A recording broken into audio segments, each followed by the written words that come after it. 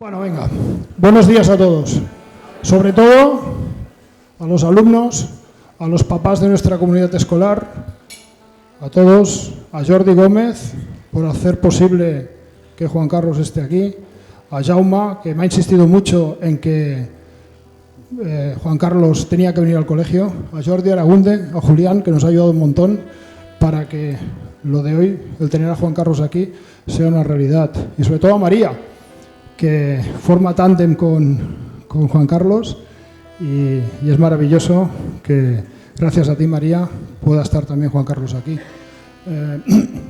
¿Puedes apagar la música? Sí, vale. Un momento. Hoy es un día importante. Como decía Juan Manuel Serrat, hoy puede ser un gran día para todos, no lo dejemos escapar. Un día donde, aparte de conocimiento, que ya os he explicado, que los profesores de esta escuela os imparten un nivel de conocimiento importante, hoy vamos a tener una asignatura especial, que es una asignatura de vida, de superación, porque todos en la vida, ya os lo he dicho antes, tendremos dificultades en algún momento, cada uno de calibre diferente, de magnitudes diferentes, pero dificultades habrán, y hay que saberlas superar. Y Juan Carlos nos explicará cómo podemos afrontar en la vida esto. Hay que ser fuerte y saber salir de situaciones complicadas que todos tendremos. Yo agradecer a Juan Carlos, porque con Jordi te hemos cogido así muy rápido, ¿eh? En 15 días nos dijiste que sí, y para nuestra escuela, Liceo Internacional Barcelona Bonsoleil, es un orgullo tenerte, por lo que representas. Eres una persona, para nosotros, ejemplar. Yo te conozco a través de mis amigos, te conozco a través de Jordi, te conozco a través de David Soler, te conozco a través de Xavi Maya, y solo me hablan cosas buenas de ti, una persona humana. Y lo que quiero decir de Juan Carlos es que es una persona muy querida, pero es una persona muy querida porque, por lo que me han comentado mis compañeros, es una persona normal. Y hoy en día a veces la normalidad no está de moda, pero la normalidad es importante. Ser normal en la vida es muy importante. Y ser humano, empatizar y ser humilde. Y todo esto lo representa Juan Carlos. Por lo tanto, Juan Carlos, muchas gracias por estar aquí. Te dejo ante el peligro y todo tuyo, ¿vale? Gracias a todos. Un placer.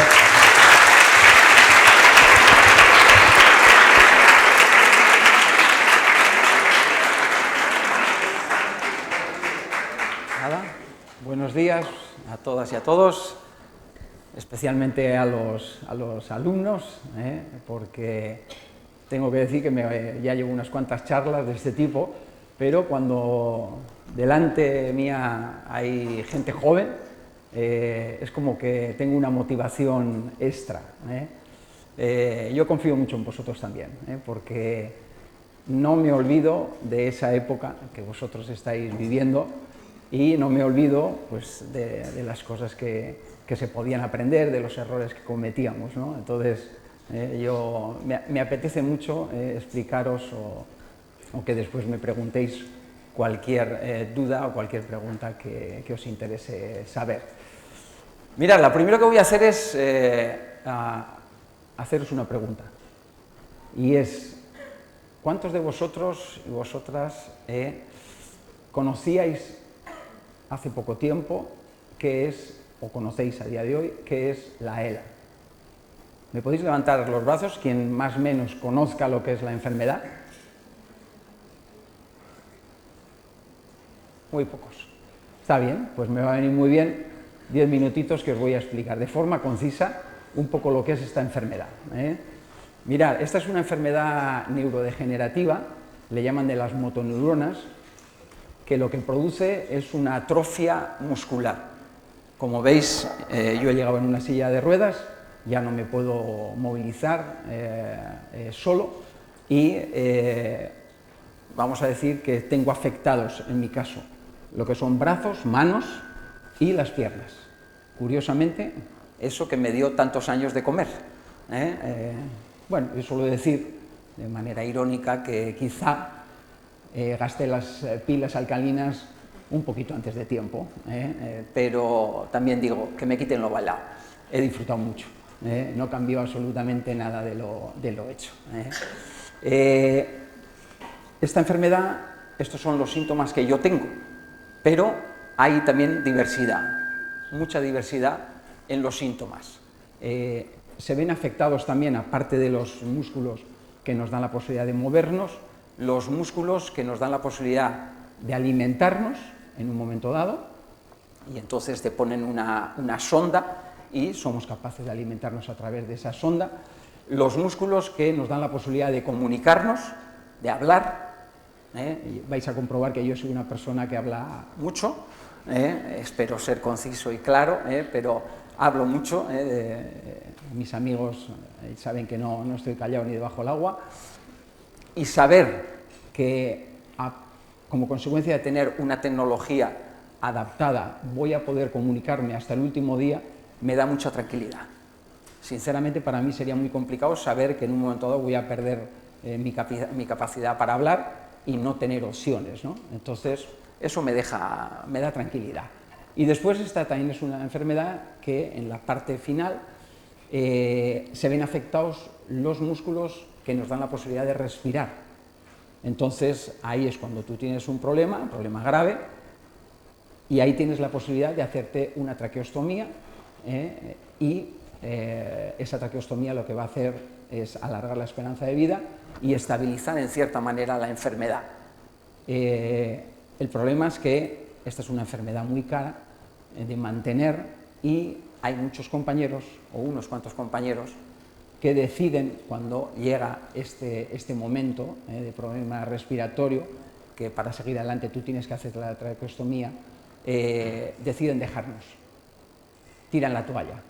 Y yo creo que hay muchas razones, y más por las consecuencias que tiene esta enfermedad, para entender que uno decida que hasta aquí. Pero en algunos casos el problema es que ellos sienten que son una carga inasumible económica para su familia y se dejan marchar. Entonces yo digo que tenemos un problema muy grave como sociedad si ponemos en duda el primer derecho que tenemos las personas, o que deberíamos de defender, que es el derecho a la vida, a una vida digna. Y ellos sienten ya, por todo lo acumulado en el proceso de la enfermedad, que esa vida no puede ser digna tal como están ahora las ayudas y tal como están ahora las leyes en nuestro país. Esta enfermedad a día de hoy sigue siendo una enfermedad sin cura y tiene una esperanza de vida media entre 3 y 5 años. Solamente el 10% de los afectados son capaces de superar esos 5 años. Y yo soy muy perseverante y creo que tengo la fortuna, además, de que la progresión, así me lo hizo saber el neurólogo el día del diagnóstico, de que la progresión de mi enfermedad va lenta. Y tengo en mi cabeza que yo voy a ser capaz de superar esos 5 años de vida media, o de esperanza de vida media que nos dan a los afectados, ¿no? Espero que sea así, y además con una sonrisa y dándole sentido a mi vida hasta el último día. No os voy a contar más sobre esta enfermedad. Si queréis saber algo, ya lo sabéis, los jóvenes sobre todo, que vais a internet, ir a páginas oficiales, no vayáis de cualquier manera. Si queréis saber de qué se trata esta enfermedad y conocerla un poco más, lo tenéis muy fácil a través de internet ahora. Y haciendo este preámbulo y explicándoos un poquito lo que es la ELA, voy a empezar a explicaros algunas de mis experiencias. Y sobre todo para los jóvenes, voy a ser muy claro, de inicio. Y os voy a decir, mirad, si alguien a vuestro alrededor os ha dicho, o alguno de vosotros pensáis, que la vida es un camino de rosas, sin dificultades, con un montón de derechos adquiridos y sin obligaciones, donde conseguir algo no cuesta tiempo, y a veces mucho tiempo, y sobre todo mucho esfuerzo, o os han engañado, o estáis equivocados. Qué buen rollo, para empezar, Buen rollo, Pero tranquilos, que ahora viene la segunda parte, Y la segunda parte es explicaros que la incertidumbre, que las derrotas en el deporte, ¿no?, que ha sido casi mi vida, que las decepciones, que las frustraciones son parte de la vida de cualquier persona. Unos antes, otros después, pero todos los vamos a tener. O sea que os animo a normalizar. De la misma forma que también son parte de la vida de cualquier persona, victorias, alegrías, éxitos y momentos fantásticos. Entonces hay que disfrutarlos. ¿Y sabéis qué os digo? ¿Y qué siento? Que yo he aprendido más de las derrotas y de los momentos difíciles que de los momentos de éxito. Porque curiosamente, solemos ser así, que cuando ganamos, y más en mi caso en un equipo de fútbol, pues el resultado lo tapa absolutamente todo. Y muchas veces no hay autocrítica. Y cuando se gana, también a veces has hecho cosas que no eran correctas, que se pueden mejorar. De la misma manera que cuando se pierde, hay muchas cosas que se han hecho bien. Y muchas veces tendemos, pues eso, a hablar de fracaso, ya no os cuento ya a nivel público, ¿no? Decepción, fracaso. Y no, hay muchas veces que hay muchas cosas buenas en esas derrotas. Entonces, ¿sabéis por qué creo que a mí me han ayudado esos momentos difíciles? Porque me han hecho, primero, revolverme. Esta sensación de sacar lo mejor que tenía dentro, mi mejor nivel. Y muchas veces sentir que era capaz de superar esa situación difícil. Y en ese momento lo que te sientes, eres más fuerte. Porque al final, cuando has tenido un problema y tú eres capaz de solventarlo, tú sientes que has dado un paso más, que eres un poco más fuerte, tanto en lo profesional o en lo personal. Entonces yo tengo esta sensación, que he aprendido muchísimo más de esos momentos difíciles y de esos momentos de dificultad. También es verdad que, bajo mi punto de vista, cuando llega un momento de un tipo de situación grave, difícil, siempre tenemos dos opciones.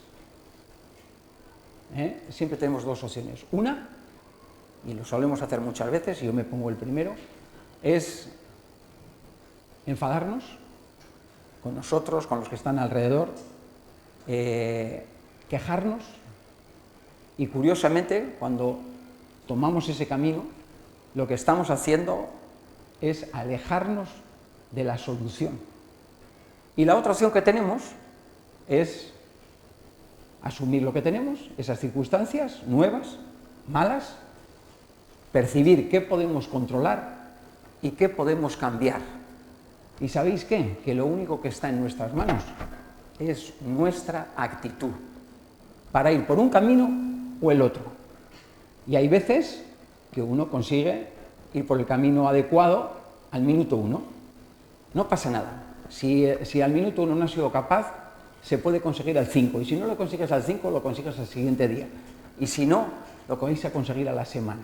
Pero intentar ir por este camino, el que vosotros podéis controlar, que es vuestra actitud, y el que os va a dar la posibilidad de solucionar ese problema. Y mira, yo os voy a contar una experiencia personal que tuve siendo muy joven. Yo, para los que no conozcáis un poco mi trayectoria, yo a los 13 años estaba jugando en mi pueblo con mis amigos y mis hermanos. Y a los 18 años, o sea, en 5 años, estaba en primera división. Yo suelo decir que a mí no me dio tiempo ni de soñar, porque para cuando me quise dar cuenta, era profesional. Y había convertido mi hobby en mi profesión. Y claro, yo llegué a los 18 años y después de haber hecho un mundial que jugamos en el 85 con la selección sub-20 española, una muy buena actuación, pues me subieron al primer equipo. Y nada, típica temporada, pretemporada, ¿no? Todo va normal, vamos jugando y yo soy uno más. Pero llega el primer partido de liga y en aquella época normalmente los entrenadores ponían una lista en el vestuario con los nombres de los jugadores que iban convocados. En aquel momento éramos 16 nada más. Iban convocados 2 porteros. Y de pronto voy yo con toda mi ilusión a mirar la lista y digo, se ha equivocado. No estoy. Habrá cometido un error el míster, ¿cómo me va a dejar en casa? No es que ya no me vaya a poner, que me ponga de suplente, que también lo he vivido muchos años, sino que no me lleva convocado. ¿Os imagináis la frustración que pude sentir en ese momento? Un chaval de 18 años con toda ilusión del mundo, sientes que te llevan ahí, si te llevan con 18 años al primer equipo, dices, joder, alguna pararé, ¿no? Me llevarán convocado como mínimo. Pues no. Primer fin de semana, primer partido de liga y en casa, con la familia. De forma natural lo que pensé, el lunes se va a enterar el míster. Se va a dar cuenta que el siguiente domingo me tiene que llevar convocado y que está equivocado en dejarme en casa. Es verdad que eso a mí no me costaba mucho, porque yo he sido muy pesado entrenando y tiene sentido. Para mí era mi pasión. O sea, poder entrenar, el físico mientras me ha acompañado, y gracias a Dios me acompañó muchos años, para mí era un placer entrenar. Entonces era demostrarle al entrenador, lunes, martes, miércoles, jueves, viernes, sábado, que se había equivocado. Si cabe, entrenar un poquito mejor que lo había hecho en esa pretemporada. Y llegó el fin de semana siguiente.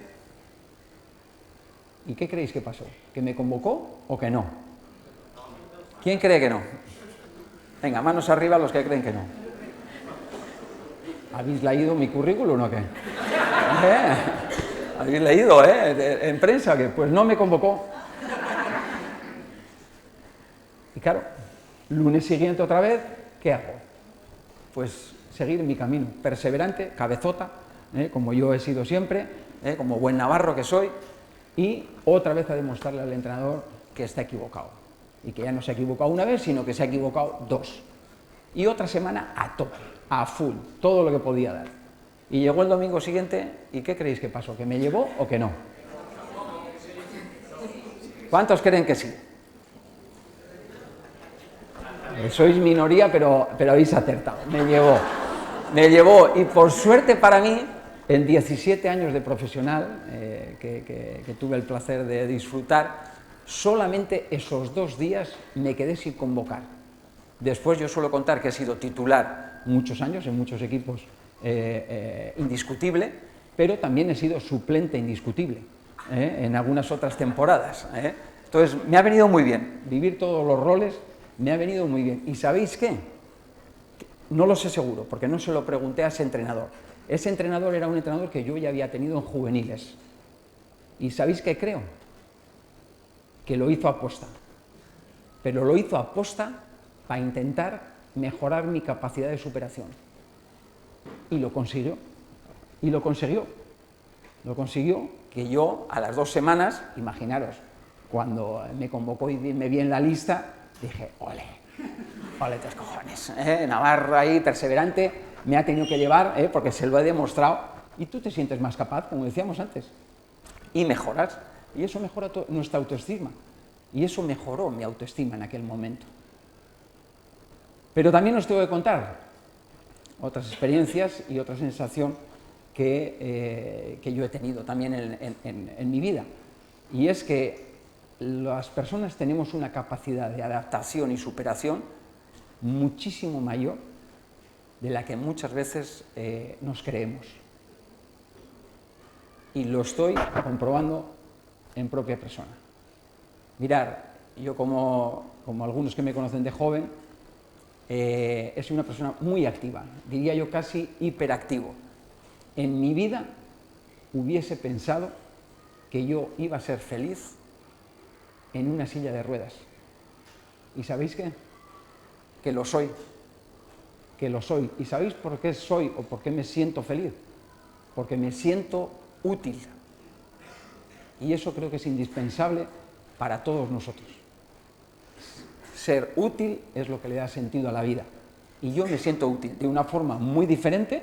Evidentemente no puedo hacer muchas cosas que antes hacía, sobre todo relacionadas con mi físico, pero se puede disfrutar de muchas maneras y lo estoy pudiendo comprobar ahora. Entonces tenemos una capacidad de adaptación y superación enorme. Confiar en vosotros mismos cuando lleguen esos momentos de dificultad.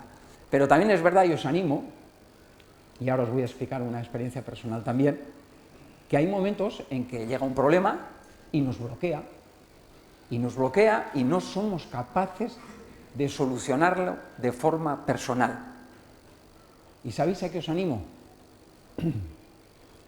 A que seáis humildes y transmitáis esa debilidad a alguien que vais a tener cerca, seguro que más de los que creéis, que os van a echar una mano.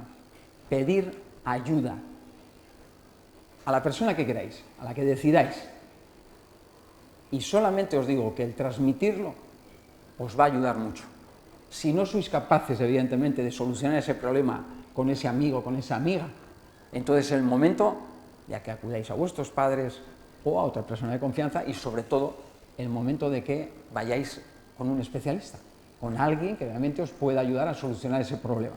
Pero, sobre todo, no os quedéis con el problema dentro, porque eso sí que os va a ir mermando vuestra capacidad mental, seguro. Y os voy a explicar una experiencia que tuve en el 2010. Algunos casi estabais en la cuna. Mira, yo en el 2010, curiosamente, en el año, yo era entrenador de porteros en el Fútbol Club Barcelona, y es la temporada donde se gana, habréis oído seguramente hablar, el sextete famoso. Historia en el Barça, porque es la única vez que se ha conseguido. Se ganaron los 6 títulos, ganamos los 6 títulos, y yo en aquel momento decidí que era el momento oportuno para cumplir uno de mis sueños. Y uno de mis sueños era ser primer entrenador. Y entonces empecé a mover pues un poco a un representante para que me buscara si había algún equipo que me diese esa opción. Y encontré la confianza en Soria, en el Numancia, en segunda división. Bueno, mi familia, muchos de mis amigos me decían, pero estás loco, estás loco. Ya entendemos que eras portero, siempre los porteros hemos sido un poco bichos raros, pero ¿cómo te vas a ir de Fútbol Club Barcelona cuando estás viviendo la mejor época de su historia? Y os digo que con el mejor contrato que había tenido en toda mi carrera, como jugador y como entrenador de porteros. Pero yo tenía en mi cabeza ese sueño, esa idea, y creía que era el momento adecuado para ello. Y me fui a Soria. Y me fui a Soria agrandado. Yo soy capaz, evidentemente, con la ambición y con la confianza de que voy a ser capaz de ser un buen entrenador, buen primer entrenador, primera experiencia como primer entrenador, y además me fui agrandado porque me fui solo. Y digo, yo lo de la soledad familiar también voy a ser capaz de llevarla sin ningún problema. Y me costó. Y empezamos también la pretemporada, y en la pretemporada, algunos de aquí me imagino que practicáis fútbol o cualquier otro deporte, cuando no hay tensión, pues los jugadores se atreven a todo. Y viene el entrenador y te pide hacer cosas que no has hecho en tu vida, pero te ves con la capacidad y la confianza y ves qué es lo que te transmite, y se atreve todo el mundo a hacer de todo. E intentábamos jugar desde atrás, todo muy bien. Llega el primer partido de liga, primer saque de puerta, y hace el portero así al central de la derecha, que tenía a su rival más cercano como unos 20 metros, le da la pelota y el central, sin parar la pelota ni nada, ¡pum!, se la devuelve al portero otra vez como diciendo, a mí no me la des más. Y yo en el banquillo dije, esto tiene mala pinta, partido perdido. Llega el segundo partido, partido perdido. Llega el tercer partido de Copa del Rey, a partido único, en la prórroga, perdido y eliminados de la Copa del Rey. Llega el cuarto partido, perdido. ¿Y sabéis qué? Que estaba bloqueado. Llevaba 25 años de experiencia en el mundo del fútbol y yo lo que sentí en aquel momento no lo había sentido en mi vida. Y tiene sentido, porque al final, por mucha experiencia que tengamos en diferentes roles en la vida, cuando es la primera vez que vamos a hacer algo, en el fondo yo he sentido siempre, y he cambiado de roles, unos cuantos, somos unos novatos. Y te puedes encontrar con situaciones como las que yo me encontré. ¿Y sabéis qué decidí? Y fue la salvación. Hacer una llamada desde allí en la mitad de Soria, ya allí a primeros de septiembre, con bastante frío ya en aquel momento, a mi mujer, que, hombre, algo sabe de fútbol después de tantos años siguiéndome, pero no era una entendida. Y yo le expliqué todo lo que sentía, toda mi debilidad. Y ella me escuchó.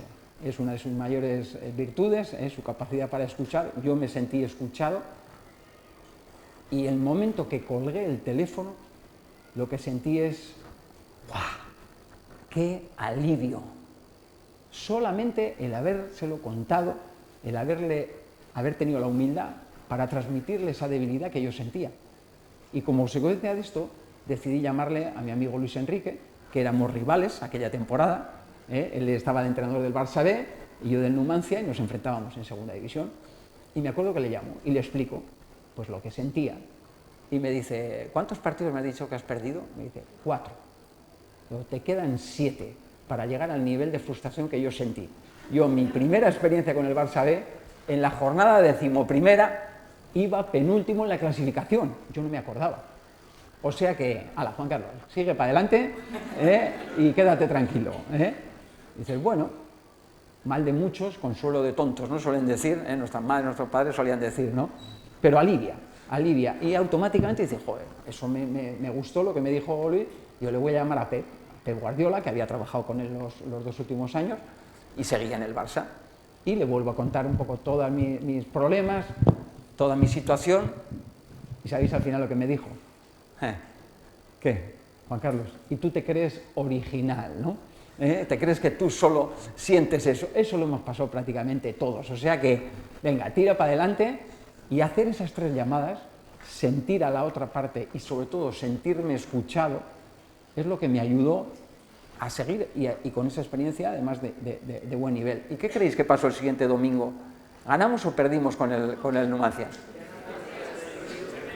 Ganamos. Y no creo en las casualidades. Estoy seguro que a partir de ese día, el mensaje que pude transmitir a los jugadores era de confianza, era mucho más seguro. Y evidentemente de esa manera tenía más posibilidades de que el siguiente domingo se ganase, ¿no? Entonces, os ayudo, sinceramente, a que si tenéis un día un problema, lo hagáis saber a alguien. Sobre todo, no os lo quedéis para vosotros, que eso es lo peor que podéis hacer. ¿Sí?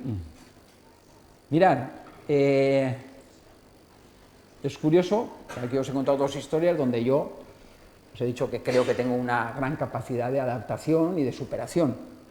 Y también os he dicho que en un momento dado he sido lo suficientemente humilde para mostrar mi debilidad en algunos momentos de mi vida, ¿no? Pero curiosamente, pocas veces yo creo, pero yo he encontrado en mi vida un momento donde te diagnostican una enfermedad como la que yo tengo, te diagnostican ELA. Y tú es algo que ni puedes controlar ni puedes cambiar.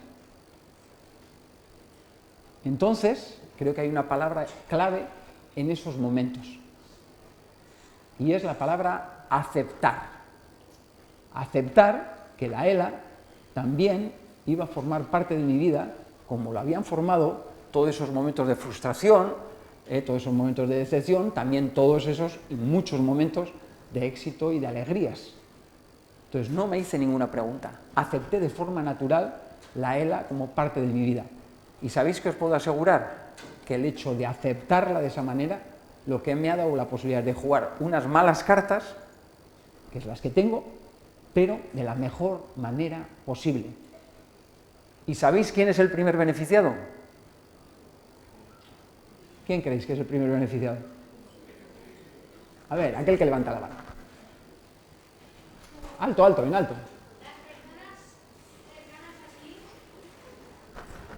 Eso es después, pero el primero, ¿quién es el primer beneficiado? Eso es.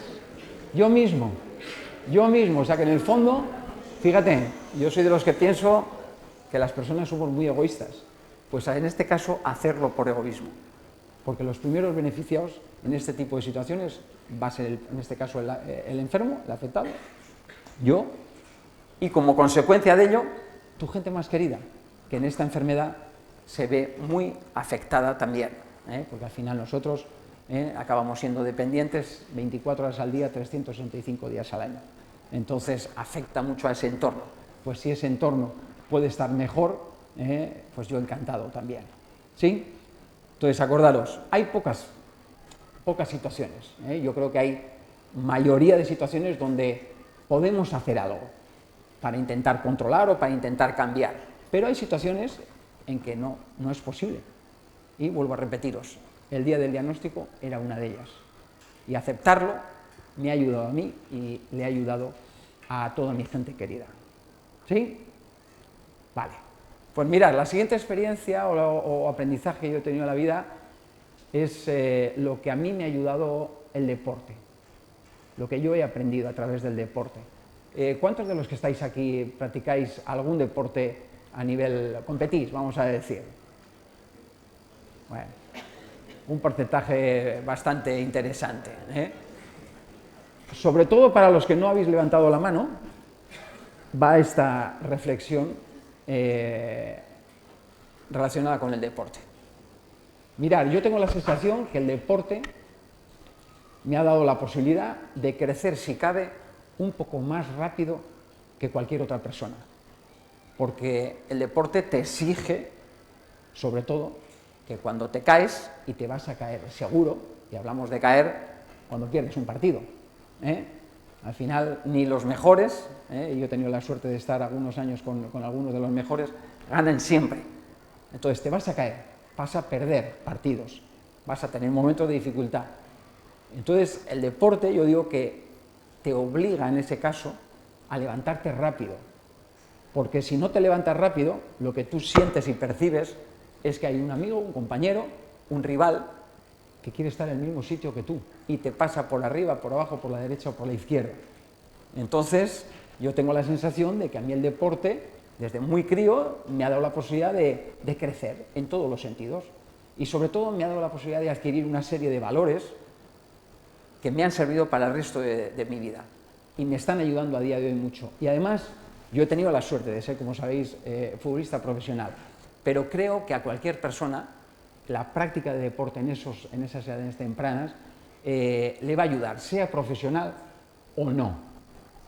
¿Y qué valores creo que, por ejemplo, yo he aprendido a través del deporte? Pues el primero y más importante, el compromiso.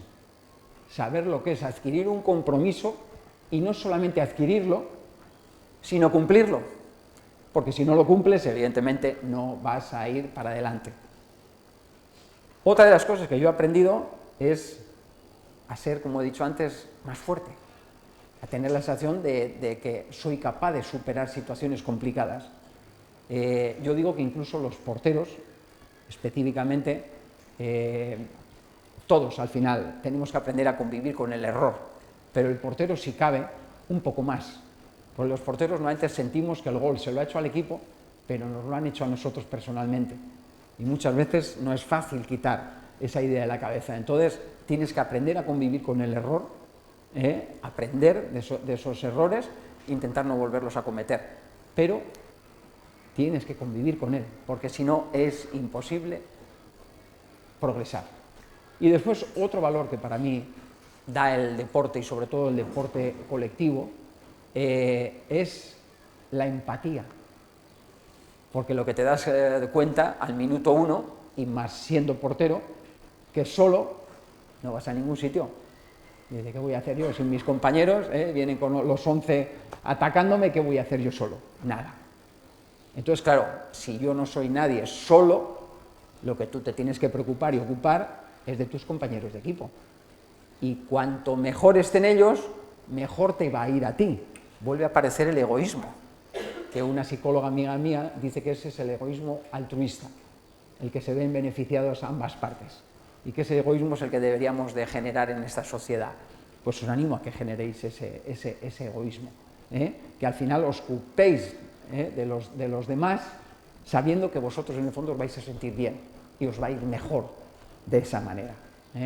Entonces, todos esos valores yo creo que el deporte os los he adquirido a través del deporte, y además creo que los he adquirido inconscientemente, sin darme cuenta.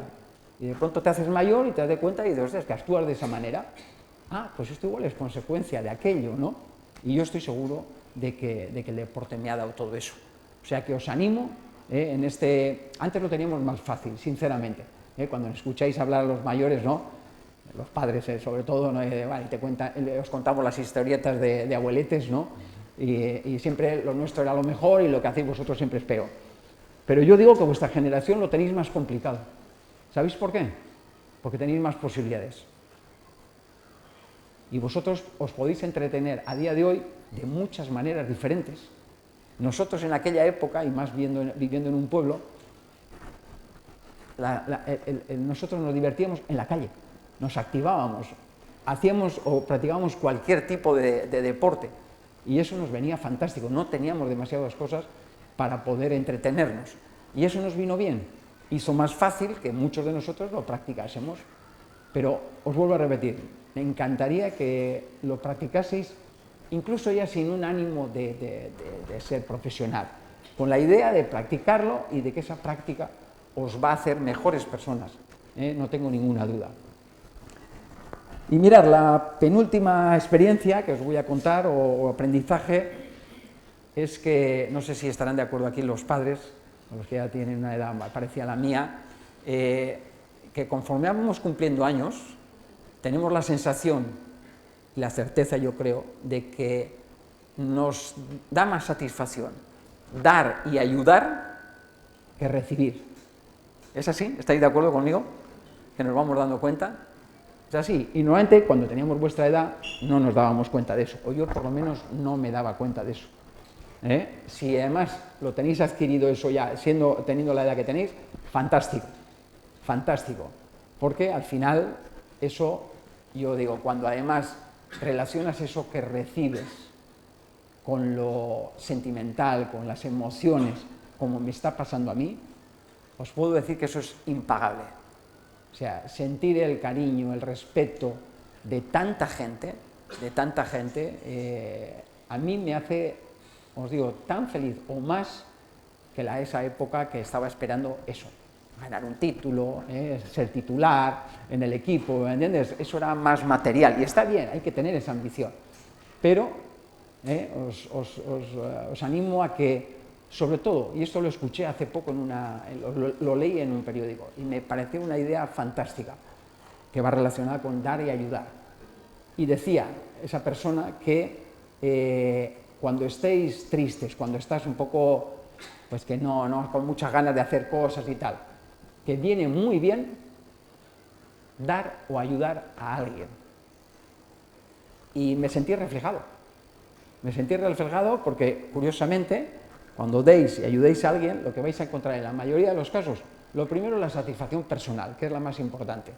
Pero seguramente que en la mayoría de los casos os lo va a hacer saber la otra persona, porque ha sentido ese cariño.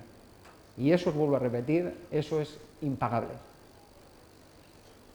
Yo ahora estoy, como os decía, sintiendo todo ese cariño, todo ese respeto que mucha gente me sentía antes de hacer público mi diagnóstico, de que ellos supiesen que tenía ELA, pero algunos de ellos no me lo habían hecho saber. Entonces está claro, y estaréis de acuerdo conmigo, que cuando uno obviamente necesita ayuda, cuando necesita sentirse arropado, es cuando está en dificultad. Es así, estáis de acuerdo, ¿no? Cuando uno está jodido, ¿no? Ostras, necesito sentir que hay gente que me echa una mano y que me quiere ayudar, ¿no? Y eso es lo que yo estoy sintiendo. Pero también ha sido una reflexión de estos últimos meses. Os animo a que no esperéis a mostrarle, si lo tenéis, cariño, respeto, algo positivo a cualquier persona que tengáis cercana. Porque quizá, si esperáis a mañana, mañana es tarde. Y se agradece mucho, vuelvo a repetir, que lo hagáis cuando uno está en dificultades. Pero no hace falta esperar a que uno esté en dificultades, porque me imagino que esto nos gusta a todos recibirlo en cualquier momento. ¿Conocéis a alguien que no le guste que le traten con cariño y con respeto? ¿Conocéis a alguien? No, ¿verdad?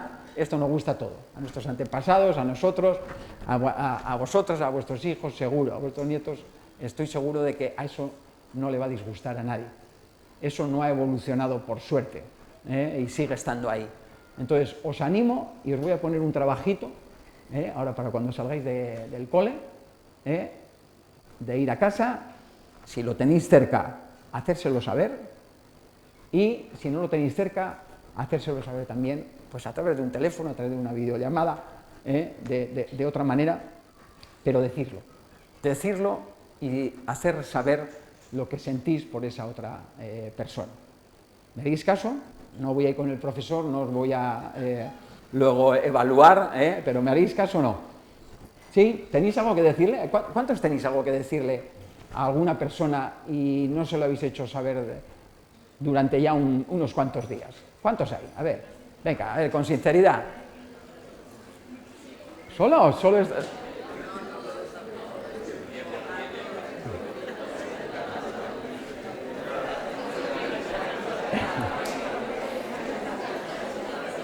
Veo pocos, ¿eh?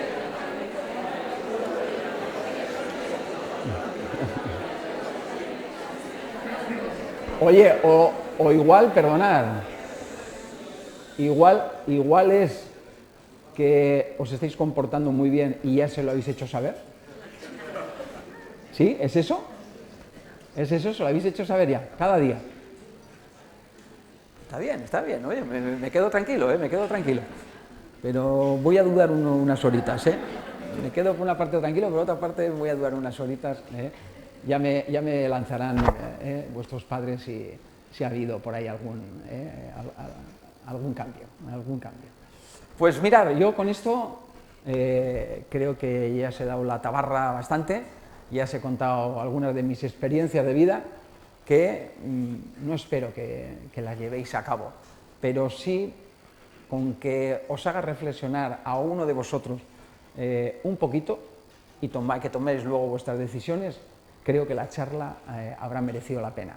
Ahora, como parte final, y es la parte sinceramente que más me gusta, estaré dispuesto a contestaros cualquier duda que tengáis de cualquier tipo, o profesional, o sobre la enfermedad, lo que queráis, pero estaré encantado de contestaros cualquier pregunta, cualquier duda que tengáis. ¿Vale? Pues empezamos, Juan. Gracias.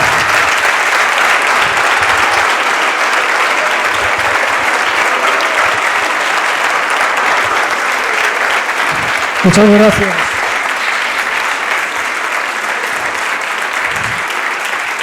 Gracias. Muchas gracias, Juan Carlos.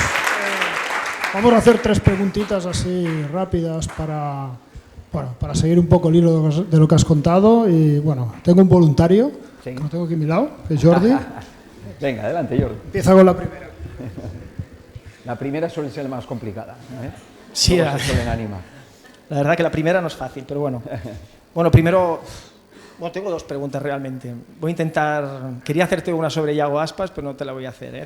Te la he preguntado antes, por si querías llevarlo a la selección, pero no te lo voy a preguntar aquí público.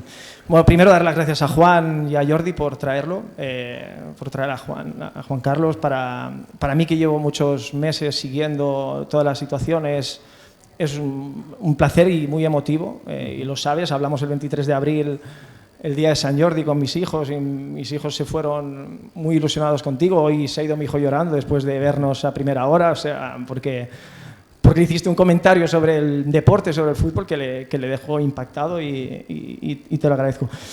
Quiero agradecer a María, para mí es una heroína. Se lo dije a tu hija el otro día por Instagram, María, que yo he vivido estoy viviendo una situación personal muy complicada, con familiar, con una enfermedad neurodegenerativa también, y sé que las personas que lo cuidan son auténticas heroínas, en este caso, y te lo quería agradecer. Y después de hacerte un comentario, hace un año y medio hiciste una entrevista, ya te digo que te lo tengo aquí todo en la cabeza, hace un año y medio hiciste una entrevista donde decías que para lo poco que tú das a la gente estabas recibiendo muchísimo. Yo creo que es al revés, que para lo mucho que nos estás dando a nosotros te estamos dando muy poco. Y te quería agradecer porque es una enfermedad muy poco conocida, se ha avanzado mucho en el último año y medio. Tú has hecho un trabajo brutal, porque el último proceso con los cambios legislativos va a influir mucho a los próximos 15 años. Y eso es algo que creo que no se te dice lo suficiente, porque tú has sido la persona, junto con Anti, con Jordi, que habéis puesto esto encima de la mesa, y es un placer. Y te quería hacer 2 preguntas, no hablando de la enfermedad, hablando más de tema deportivo, porque es mi pasión también. Una de fútbol y la otra de ciclismo. No sé, empezaré por la de fútbol. No sé cuál tienes más pasión tú, entre el fútbol y el ciclismo. Yo creo que el ciclismo por tradición familiar y el fútbol por pasión.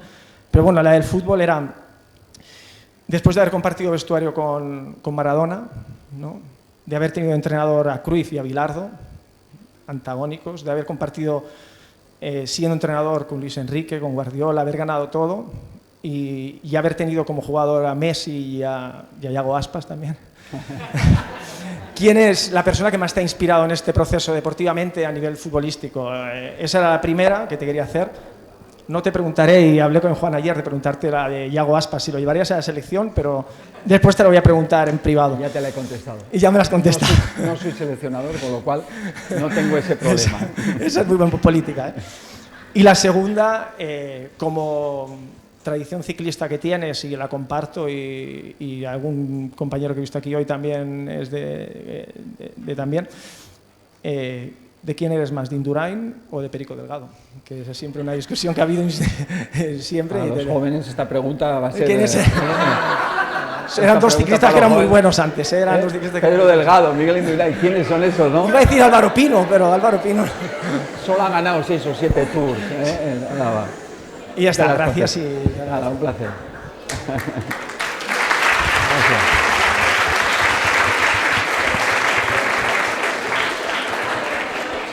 Pues, mira, no es fácil, Jordi, quedarme con una persona exclusivamente de mi carrera que me haya inspirado.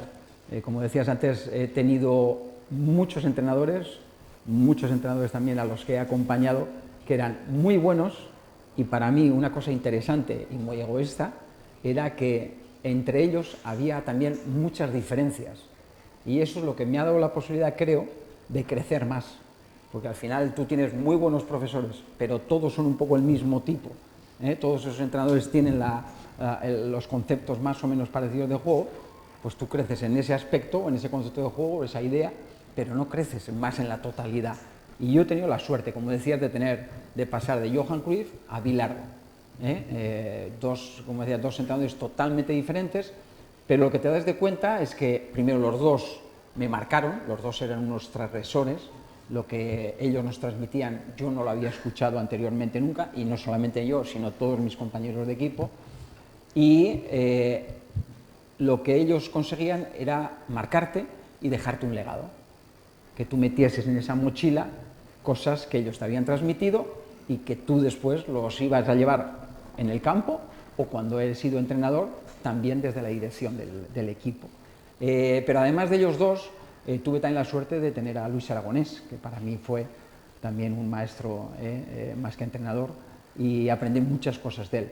Y después, en la época que he estado como parte de staff, que quizás la que ellos pueden haber oído un poquito más cercana, por lo menos os puede sonar un poquito más, yo, por ejemplo, digo que aprendí mucho de Frank Rijkaard, y sobre todo aprendí mucho en lo personal.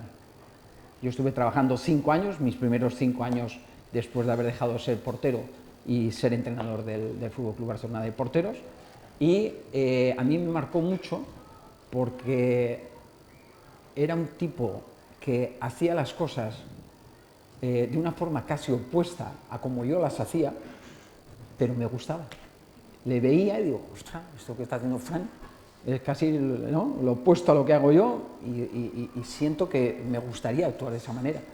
Entonces yo creo que consiguió que mis capacidades personales, incluso, diría yo, se equilibrasen, porque yo era el típico, pues eso, más ansioso, más nervioso, más de activo, y él era pues más observador, más tranquilo, sus reflexiones, y yo creo que encontré el equilibrio, o encontré ser mejor persona. Ya no hablo de entrenador, hablo como persona, ser mejor persona después de los 5 años que trabajé con él.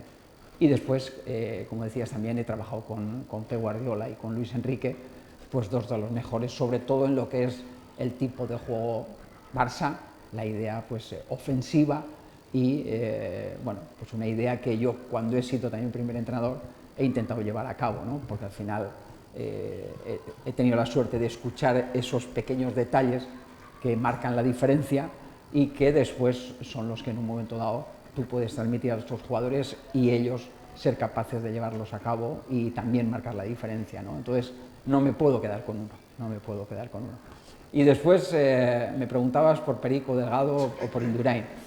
Es como a veces me preguntan, ¿y quién es mejor, Maradona o Messi? Y le digo, ¿qué necesidad tenemos de comparar?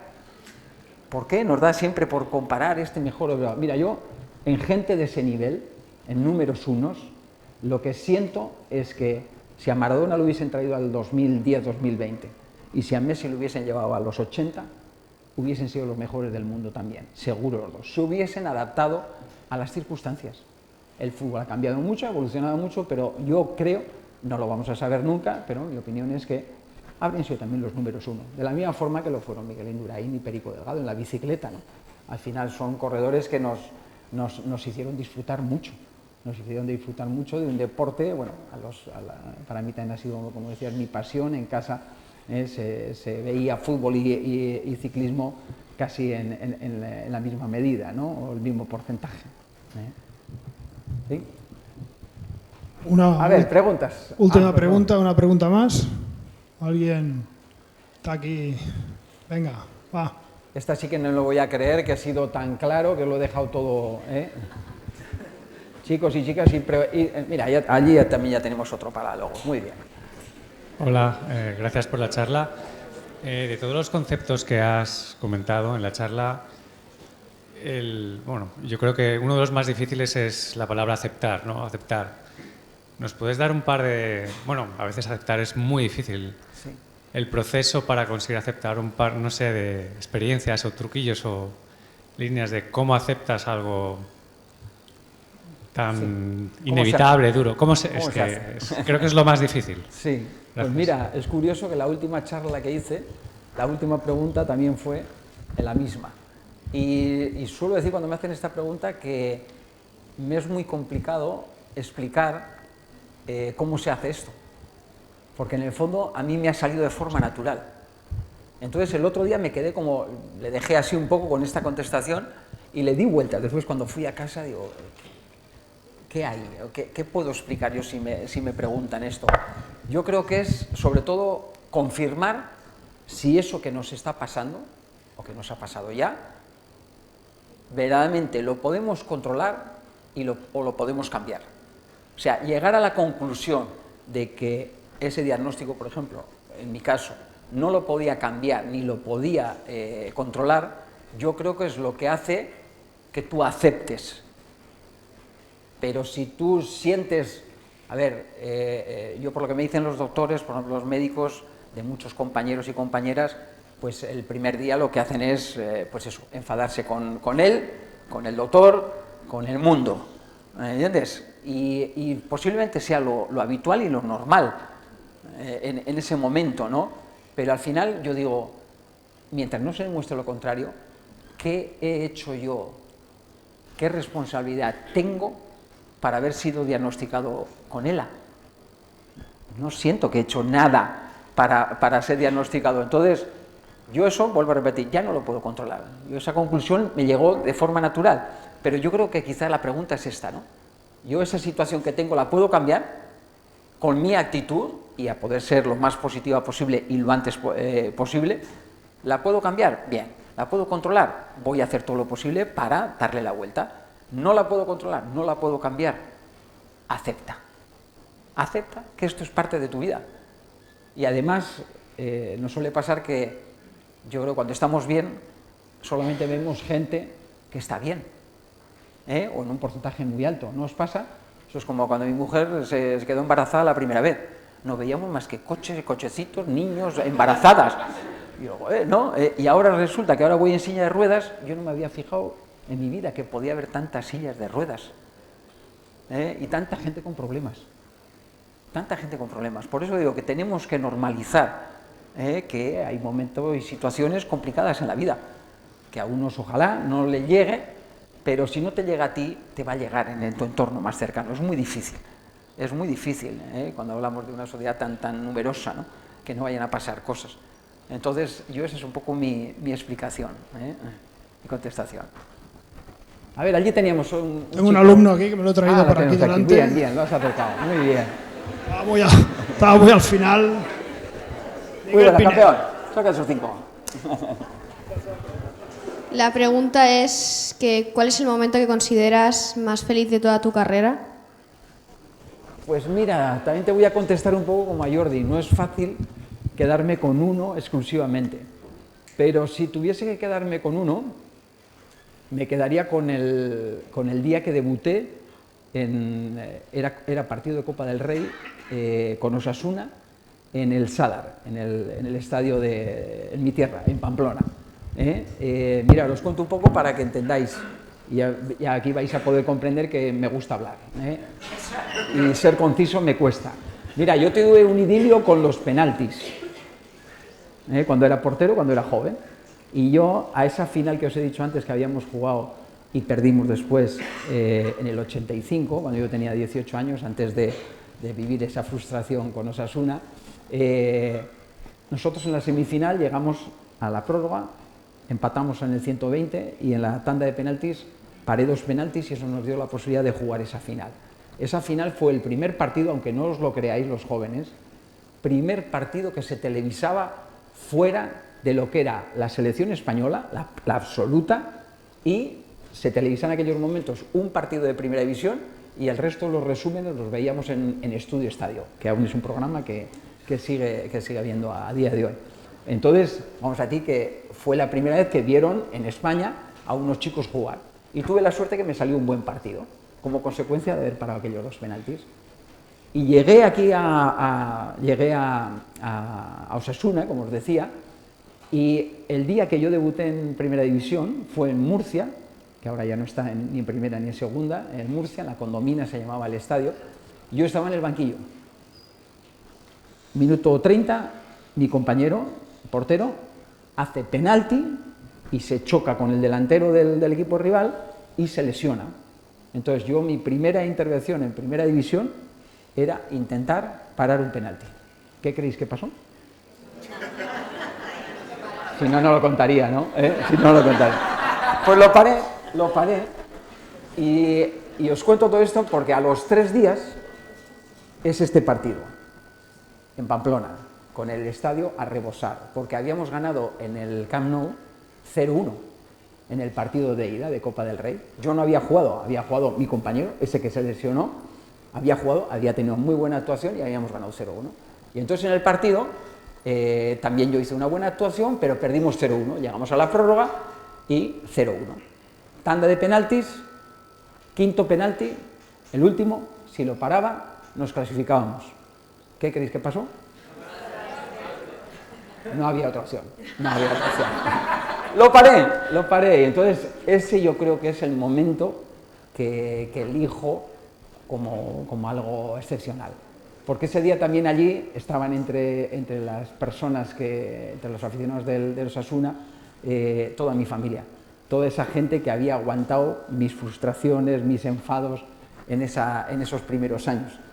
Y aunque era muy joven, ya los había tenido, y me habían aguantado, y verles allí, poder disfrutar conmigo de ese momento, eso es inolvidable. Y me quedo con ese. Muchas gracias por la pregunta.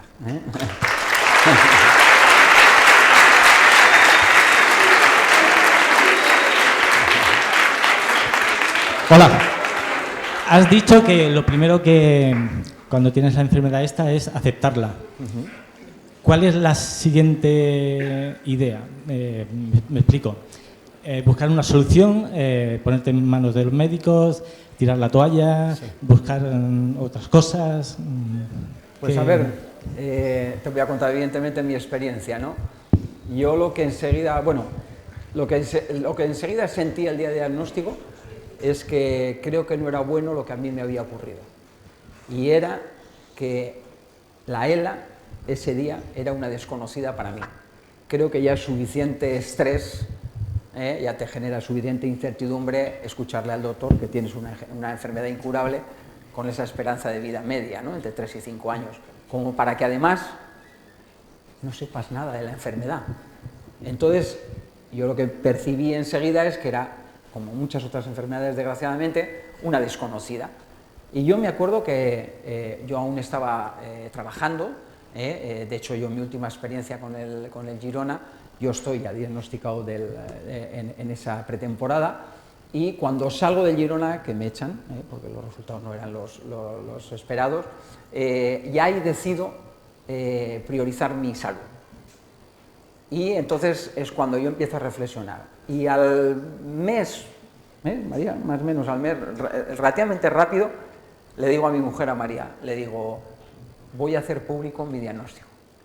Y ella me dijo, ostras, como siempre, para equilibrar, decía, pero ¿estás seguro? Mira que esto puede conllevar, pues eso, no va a ser un momento fácil, ni para ti, ni para la familia, ni un poco para toda tu gente querida y tal. Y le digo, sí, lo voy a hacer público porque no quiero que a la gente le pase lo que a mí me había ocurrido. Entonces dije, o entendí en aquel momento que el tipo de rol que yo había tenido en la vida, ¿no? Pues haber sido una persona más o menos pública, me iba a dar un altavoz, y así está siendo, y lo estoy confirmando, pues mayor que lo que puede tener cualquier otro compañero o compañera de enfermedad, ¿no? Y hacer saber, y sobre todo hacerlo público, ¿no? Y lo tuve claro, ya digo, desde ese primer momento. Y en aquel momento lo que decidí también es darle un sentido totalmente diferente a mi vida. Yo, el doctor que a mí me dio el diagnóstico, me dijo, vas a poder seguir entrenando algún año, porque tu progresión de la enfermedad va a ser lenta. Tú no tienes que chutar, tú no tienes que activarte ahora, ¿no? Como cuando eras sentado de portero sobre el portero, ¿no? Digo, no, tus capacidades cognitivas, antes no lo he dicho, no se ven afectadas. Nosotros somos conscientes de todo lo que nos ocurre hasta el último día. Nuestras capacidades cognitivas no se ven afectadas, y yo eso lo veo como algo muy positivo. Es más, si realmente esta enfermedad, además de liquidarte en lo físico, mentalmente no fuésemos conscientes de lo que hacemos, esto sí que no merecería la pena, ¿no? No tendría ningún sentido, ¿no? Entonces, para mí eso es algo positivo. Y lo que hice es darle un sentido a la vida diferente, y te puedo decir que lo que estoy viviendo ahora, evidentemente no lo hubiese vivido de otra manera, pero es que la satisfacción, como os decía antes, ese cariño, ese respeto que estoy sintiendo, no sé si lo cambio, no lo cambio por nada. O sea, creo que me da más satisfacción que cualquiera de los éxitos que he podido conseguir, ¿no? Entonces, decidí en ese momento actuar de esta manera. La otra opción que tenía, pues era quedarme en casa. Era quedarme en casa y más tranquilo y, bueno, de disfrutar de otras cosas, ¿no? Pero creo que no hubiese sido tan feliz, lo digo con toda sinceridad. Quizá hubiese sido más cómodo, pero me hubiese aportado muchísimas menos cosas que las que me está aportando toda esta nueva experiencia, y entre ellas el estar aquí con todos vosotros.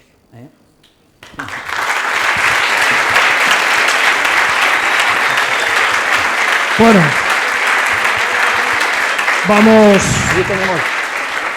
vamos cerrando un poco el acto ya. Juan, allí tenemos una pregunta, ¿sí? Perdona, a la derecha. Ven aquí, por favor. Ahora se están animando.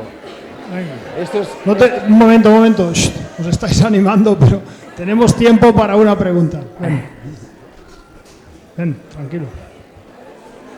Shh, un momento, compañeros, los compañeros de clase, venga. Buenos días. Hola. Primero. Usted ha estado toda su vida relacionado... De tú, por favor, de tú. Bueno, tú has estado relacionado en el mundo futbolístico toda tu vida, pero ¿qué hubiese sido o qué te hubiese gustado realizar si no hubiese sido futbolista? Buena pregunta. Pues mira, yo soy el pequeño de 6 hermanos, y eso me dio la posibilidad, cuando tenía 16 años, de elegir si podía, si quería trabajar o estudiar.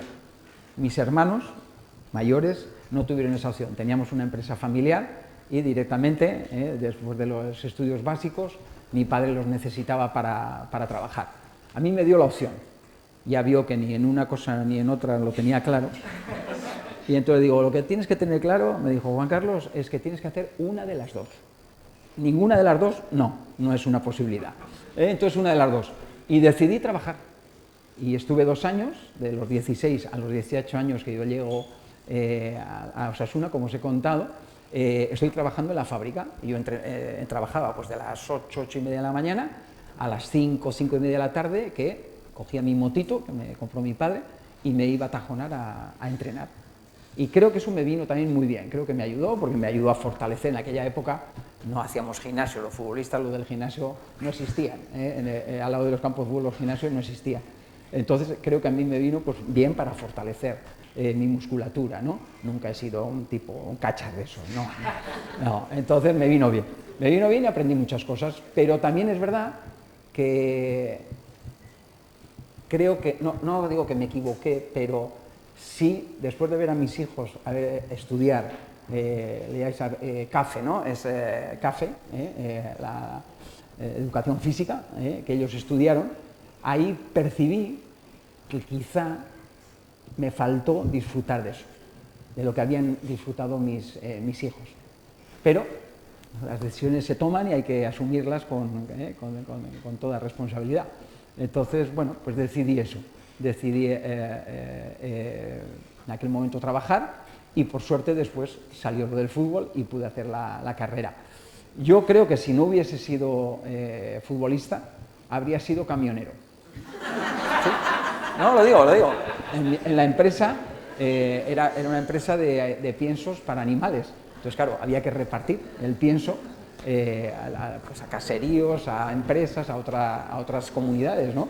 O a otras provincias. Y creo, porque siempre me ha gustado conducir, que hubiese sido camionero, seguro. Y también lo hubiese llevado con pasión, seguro que sí. Gracias. Vamos a ir cerrando.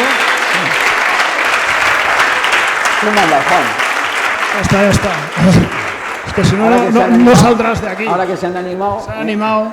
Lo dejamos un momentito, ya habrá alguna otra ocasión, y es que si no, estamos muy fuera de tiempo. Bueno, has dicho cosas muy bonitas. Has dicho cosas que son siento, de vida. Y las que siento y pienso. Las que sientes. Y has puesto muy en valor a las personas que se dedican a cuidar de los demás. Aquí tengo a Ana, tengo a Julián, que su actividad profesional es cuidar de los demás. Y tu mujer también. Sí. Tu mujer está en un segundo plano, pero estoy seguro que forma parte importante de tu vida, de tus éxitos, de tu manera de pensar. Entonces, tengo una alumna, hay una alumna nuestra, que es Julia, que quiere tener un detalle con María. Muy bien, muy bien.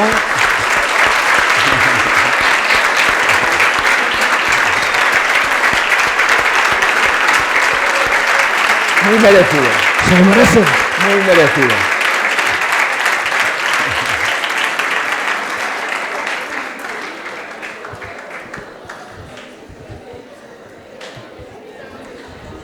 Se lo merece mucho. Sin duda, sin ninguna duda. Y luego, es tradición en la escuela que cuando tenemos un invitado le hacemos un regalo de la camiseta del colegio del equipo de fútbol. Muy bien. Y a ti vendrá mi amigo Paul a traerte una camiseta. Muy bien.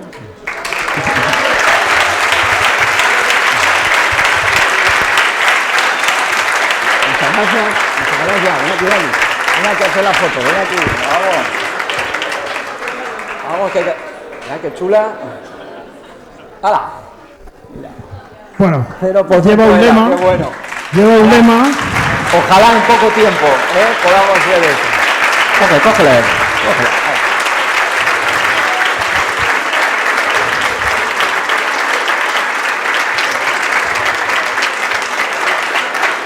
Muchas gracias. La idea, Juan Carlos, tú sabes que ya te comenté que en la escuela tenemos una fundación Antonio Cabré, y trabajamos con San Joan de Déu, y nuestra idea es que cumplas tu sueño, que el ELA sea el 0%, sí. Que no haya ELA, que gracias a ti, a todo lo que haces, esta enfermedad se pueda vencer. Ojalá. Y la camiseta es un símbolo que quiere indicar eso. Ojalá, pero Juan, acuérdate que ya he dicho antes que solo no voy a ningún lado. Esto lo vamos a conseguir entre todos los compañeros de equipo. Estaremos contigo, pero seguro. hemos... Ya habéis estado. Juan, me gustaría... Un momento. Juan Carlos tiene toda la razón. Lo hemos de conseguir entre todos.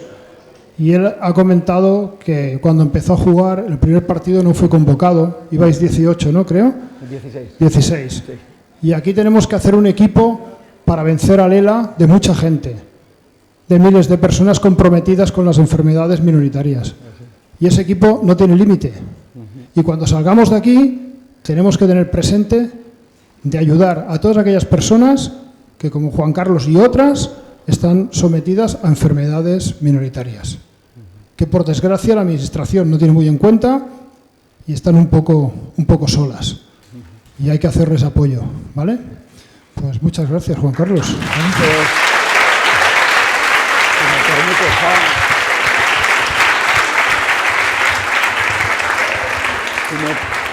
si me permitís, me gustaría terminar haciéndoos saber, por si no os lo ha dicho el propio colegio, que va a hacer una donación a Fundación Miquel Valls, que es la fundación que se encarga del cuidado de los afectados en Cataluña, y el colegio va a aportar, hemos dicho, 2.500 euros.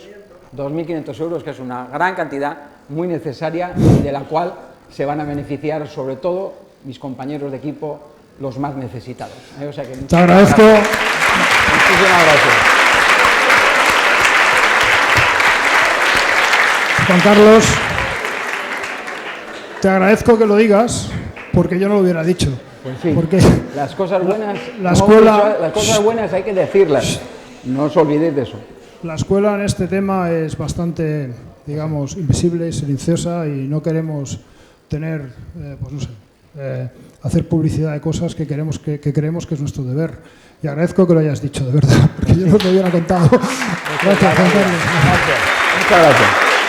Gracias.